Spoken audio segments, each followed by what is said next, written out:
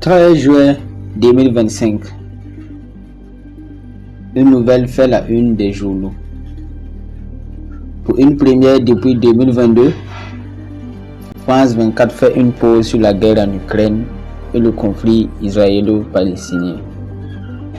Cette fois-ci, c'est tout autre chose. Un homme s'en est allé, une figure politique emblématique, un père fondateur du Nigeria. Cet homme, Mahamadou Buhari, il n'est ni un roi, ni un prophète, ni un soldat. Un homme de silence et d'acier que les Nigériens ont surnommé le général incorruptible. Voici l'histoire de Mahamadou Buhari, le militaire devenu président, tombé par le sabre, puis ressuscité par le vote. Une histoire vraie, pleine de coups d'état, de trahison, de patience et de foi. Dans les vastes plaines poussiéreuses de Dora, un petit village du nord du Nigeria, un enfant né en décembre 1942. Mahamadou Buhari. Le monde ne le sait pas encore, mais cet enfant silencieux et observateur va un jour faire trembler les palais du pouvoir, renverser un président, puis revenir au sommet par les urnes, après 3 décennies d'attente. À 19 ans, jeune et mince, Buhari quitte sa ville natale, fasciné par l'ordre, la loyauté et le devoir. Il entre à l'académie militaire de Kaduna. Là, s'entraîne dur, endure les rigueurs du désert, forge son regard impassible et son mental d'acier. Quand la guerre civile nigériane éclate en 1967, Buhari est déjà capitaine. Il combat sur plusieurs fronts, se fait remarquer par plusieurs de ses supérieurs. Roi, discipliné, incorruptible, presque glacial. Les années passent. Buhari devient général. À Lagos, la corruption ronge la République. Les détournements atteignent des milliards. Le peuple gronde. Les militaires murmurent. Le 31 décembre 1983, dans l'ombre, un commando d'élite avance silencieusement vers la résidence présidentielle. À minuit, le président Sekou Shagari est renversé. Le Nigeria s'éveille sous un nouveau chef, le général Mahamadou Buhari. Dès le premier jour, Buhari impose la discipline nationale. Les fonctionnaires en retard sont fouettés publiquement. Les journalistes sont arrêtés. La corruption est traquée sans pitié. Il ne rit pas, il ne transige pas. Le Nigeria est en état de choc. Mais derrière cette poigne de fer se cache un homme seul, distant, presque austère.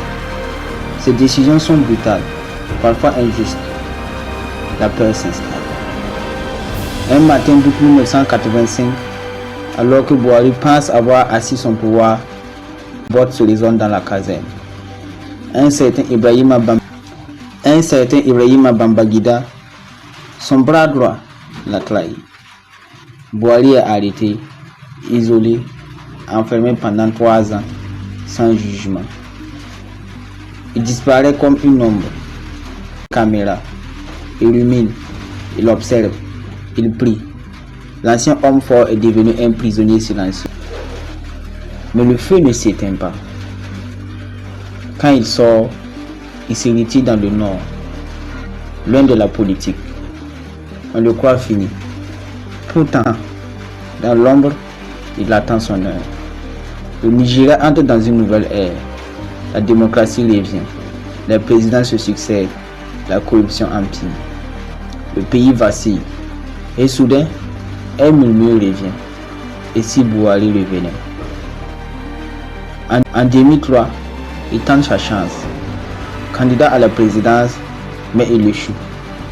En 2007, il échoue encore. En 2011, une troisième fois, 3 défaites, 3 cicatrices. La presse le surnomme le candidat malchanceux.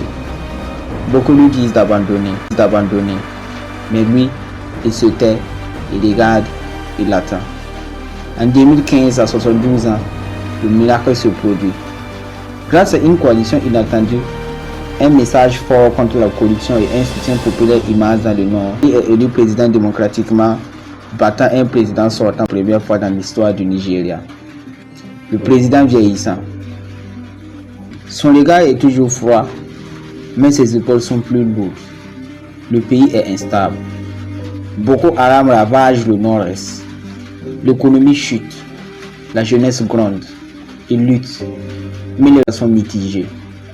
En 2019 pourtant, il est réélu.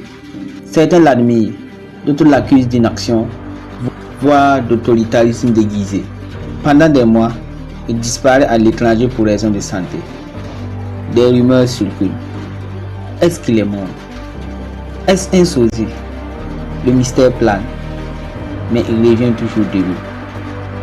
En 2023, il quitte le pouvoir sans scandale, sans coup d'état, sans accord. Le militaire devenu dictateur, devenu prisonnier, devenu président démocratiquement élu tire sa révérence. Il retourne à Douala, son village natal, là où tout a commencé. Un vieil homme, silencieux dans la maison qu'il avait construite des décennies plus tôt. Certains voient à Mahamadou Bouhari un héros rigide et incorruptible, un symbole de l'intégrité dans un continent miné par le chaos. D'autres le jugent froid, dépassé et aveugle aux réalités modernes. Mais une chose est sûre, peu d'hommes ont vécu autant de chutes et de résurrections. Et au Nigeria, son nom restera, quoi qu'on en pense, gravé dans l'histoire.